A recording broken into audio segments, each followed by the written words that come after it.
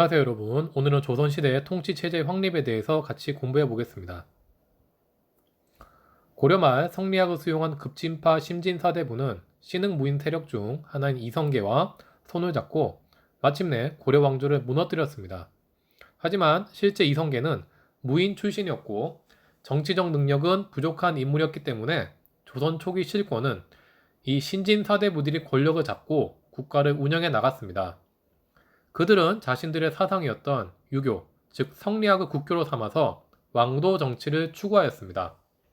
여기에서 말하는 왕도 정치란 왕도 도덕적인 정치를 해야 한다는 의미로 유교적 윤리에 따라서 국가를 운영해 나가야 한다는 것을 뜻했습니다. 즉, 당시 신진 사대부들은 왕에게도 엄격한 유교 윤리를 적용함으로써 왕권에 제약을 가했던 것입니다. 하지만 그렇다고 해서 조선시대 내내 신권만 강했던 것은 아니었습니다. 때론 왕권과 신권의 충돌이 있었는데요. 지금부터는 조선 전기의 왕들에 대해서 같이 공부해 보겠습니다. 조선을 건국한 태조 이성계는 좀 전에 우리가 본 것처럼 무인 출신이었습니다. 이 때문에 정치적인 감각이 부족했던 그는 정치의 대부분을 정도전을 비롯한 신진 사대부에게 맡겼습니다. 이러한 태조의 정치에 당시 왕자였던 이방원은 왕권보다 신권이 더 강해질까봐 불만을 품었습니다. 결국 그는 1차, 2차 왕자의 난을 일으켜서 정도전을 제거하고 조선의 세 번째 왕 태종이 됩니다. 강력한 왕권을 꿈꾸었던 태종은 사병을 폐지해서 신하들의 권력을 약화시켰습니다. 또한 그는 호패법을 시행해서 신분제를 강화하였고 한편으로는 신문고를 실시하여 백성들의 억울한 사정을 듣고자 하였습니다. 태종은 자신의 왕권에 조금이라도 도전하는 자가 있으면 친척이라도 숙청을 서슴지 않았습니다. 결국 태종의 무자비한 숙청으로 왕권에 위협이 되는 세력은 사라지게 되었고, 이런 과정 속에서 태종의 아들 세종이 네 번째 왕으로 즉위합니다. 아버지와는 달리 비교적 온화한 성격이었던 세종은 학문이나 문화 연구에 힘을 기울였습니다. 그는 학문 연구 기관으로 집현전을 설치하였고 집현전 학자들과 함께 한글을 창제하기도 했습니다. 한편으로 백성들에게 유교 교육을 강화하기 위해서 삼강 행실도를 편찬하기도 했습니다. 세종사 후 조선의 왕권은 다시 약화되었습니다. 이는 문종이 일찍 죽고 나이 어린 단종이 왕위에 즉위하게 되었기 때문입니다. 이에 세종의 둘째 아들인 수양대군은 정변을 일으켜서 결국 단종과 단종을 따르는 신하들을 제거하고 왕위에 오르게 되었습니다. 삼촌이 어린 조카를 힘으로 밀어내고 왕에 즉위한 것은 유교적 예법에는 맞지 않았습니다. 이에 집현전 학자들 중 상당수가 세조에게 반기를 드러냈는데요. 세조는 이들을 제거하고 집현전을 폐지해버렸습니다. 한편 세조 때는 사회 질서 유지와 백성을 다스리는 데 기준을 세우기 위해서 조선의 법전인 경국대전 편찬이 시작되기도 하였습니다. 세조 때 시작된 경국대전 편찬은 성종 때 완성되었습니다. 성종의 전호에서 성자는 이를 성자입니다. 즉, 성종 때 무언가를 완성해냈다, 이루었다는 말인데 여기서 완성한 것이 바로 경국대전이었습니다. 성종 역시 세종과 마찬가지로 문화 연구에 많은 업적을 남겼습니다.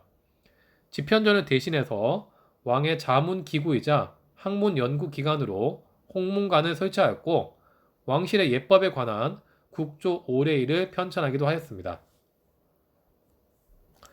이번에는 조선의 중앙 정치 체제를 살펴보겠습니다. 당시 고위 관료직으로는 왕 밑에 의정부와 육조가 있었는데 의정부는 여러분이 알듯이 영의정, 좌의정, 우의정 등 삼정승이 중심이 되어서 국정을 운영해 나갔던 곳을 말합니다. 여기 밑에는 육조가 있어서 구체적인 국가 행정 업무를 담당하였습니다. 한편 조선의 정치 체제에서는 이들 왕과 고위 관료들이 함부로 부정부패를 행할 수 없도록 이를 견제하는 기구도 있었는데요. 이 기구가 바로 삼사였습니다. 삼사란 사원부, 사관원, 홍문관을 가리키는 말인데 우선 사원부는 왕과 고위 관료들의 부정부패를 감찰하는 기구였고 사관원은 왕권을 견제할 수 있도록 왕에게 비판적 목소리를 내는 기구였습니다. 한편 홍문관은 학문 연구 기관이자 왕실 교육기관이었는데 왕씨가의 꾸준한 교육과 면담을 통해서 왕에게도 비판적 목소리를 내기도 하였습니다. 이런 점을 보면 삼사는 왕과 의정부 6조 등 고위직을 견제하기도 하는 왕권과 신권의 조화를 추구한 기구였다고 볼 수 있습니다. 한편 왕의 직속 기구로는 의군부와 승정원이 있기도 했는데요.